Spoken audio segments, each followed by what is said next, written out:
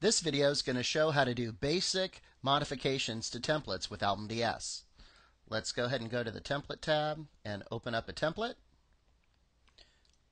Let's look for a good one to modify here. Let's go ahead and open up this one.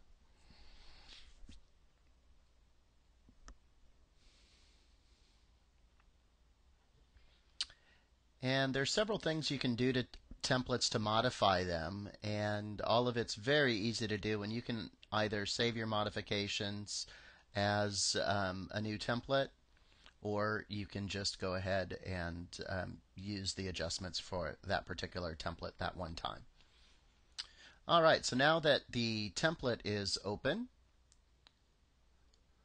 let's just let it resize here. We can go ahead and start making our modifications. And there's several things you can do, from changing the background color. You can change the basic background color if it's a solid, just using this background color fill layer. Now, there's one of these layers on all of the included AlbumDS templates, and all you do to change a background color is double click the colored square.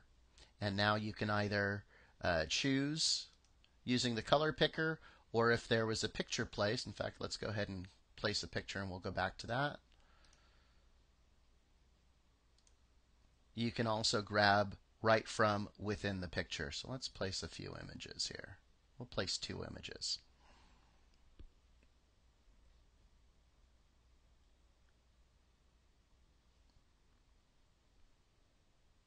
So we've got that one placed, and let's go ahead and place one more real quick. Another getting ready shot. And repeating that same process we had just done, I'm going to go ahead and pick from within one of the images. And I can change backgrounds that way as well. Now, another thing you might want to do would be to add a background from one of our backgrounds that we include in AlbumDS. And to do that, you'll want to be on this bottom layer here, either the color fill or the background layer, before clicking, and then go ahead and give a double click.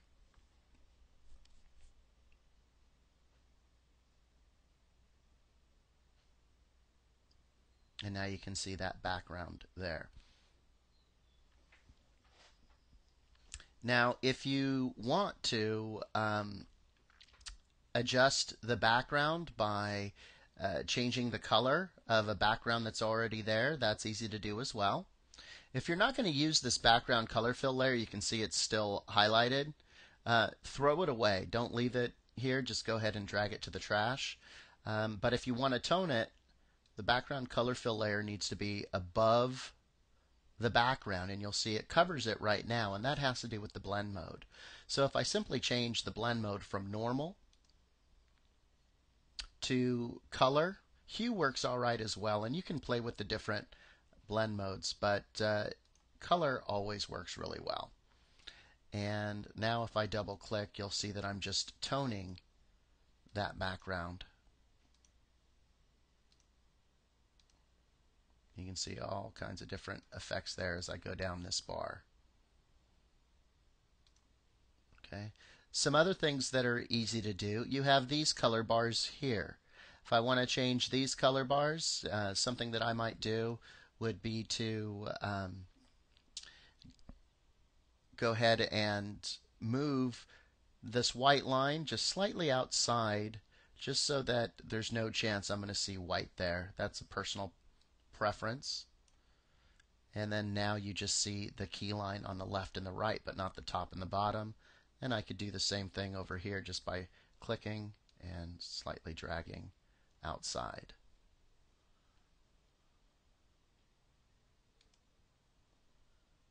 And let's go ahead and grab that.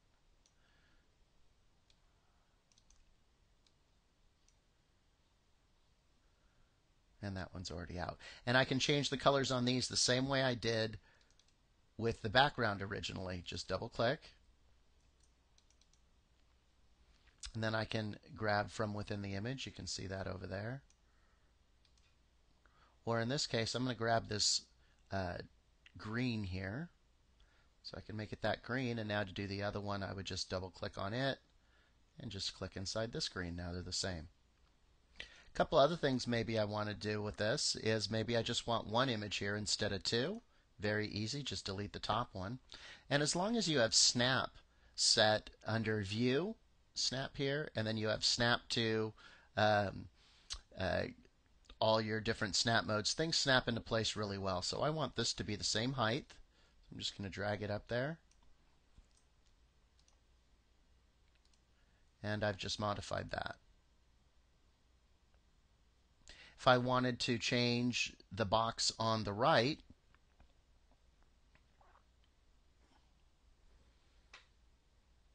that's also easy to do. I would just select it, and maybe I want multiple boxes instead of just the one box. Very easy to do. I can simply drag from a corner and do anything I want with that.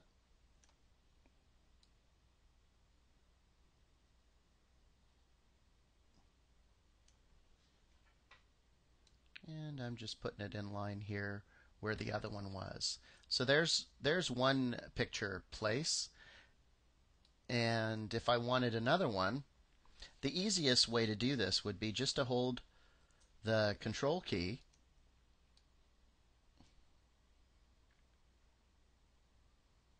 I'm sorry, it's Alt. And that's going to drag out a copy here. And if I wanted multiple copies, I could select both of them and Alt again, and it'll make copies of those.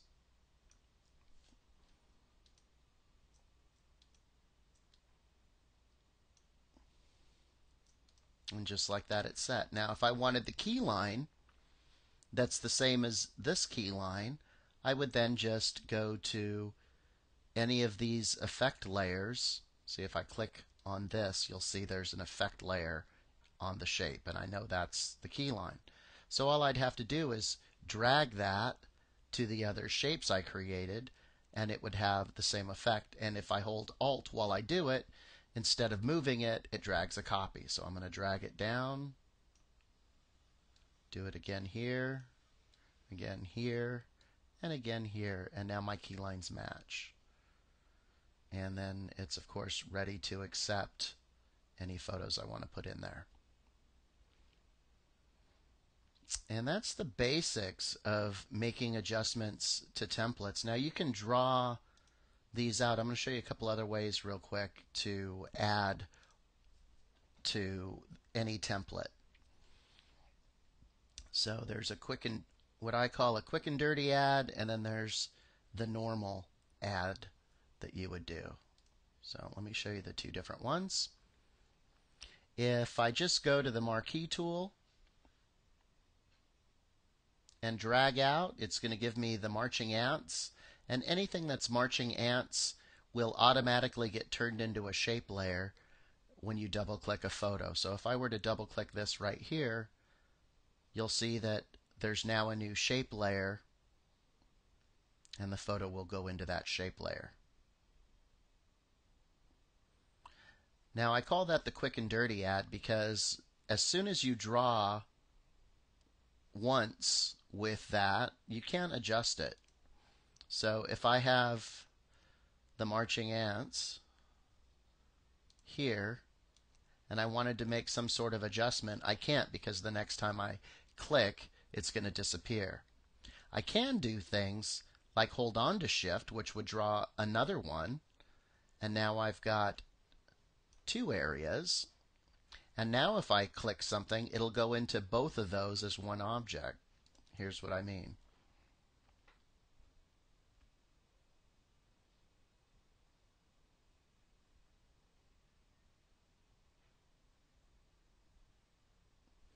And now,